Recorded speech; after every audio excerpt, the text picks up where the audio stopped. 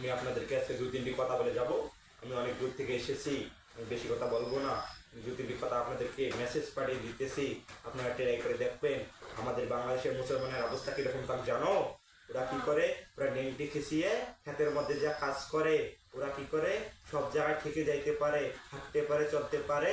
আবার কি করে ওরা সাইকেলে চড়ে, মোটর সাইকেলে চড়ে, বাসে চড়ে, রিক্সায় চড়ে, সব জায়গায় যাতায়াত থেকেই করতে পারে। কিন্তু ওরা যখন মসজিদের মধ্যে আইসে, মসজিদের মধ্যে সময় কতক্ষণ? ফরজ নামাজ পড়তে হাইস্ট 5 থেকে 7 মিনিটের প্রয়োজন। ওরা কি করে এই নামাজের সময় ওরা নাকি বসে নামাজ পড়তে পারে না। ওরা কি করে? ওরা চেয়ার নেয়, ওই রকম চেয়ার নিয়ে চেয়ারের মধ্যে নামাজ পড়ে। বুঝছো? ওদের তো সব জায়গায় ঠিক। ওরা মসজিদে এসে চেয়ারে নামাজ পড়ে, বসে নামাজ পড়ে না, ভালোভাবে নামাজ পড়ে না। বুঝছো? ওরা আরো কি করে জানো? ওদের নাকি পায়ে ব্যথা, মাজায় ব্যথা, কোমরের ব্যথা, এসব কিছুই নয়। ওদেরকে ধরেছে 1 নম্বর খাঁটি শয়তান। মুসলমান কথা বলে ঠিক না বেটি?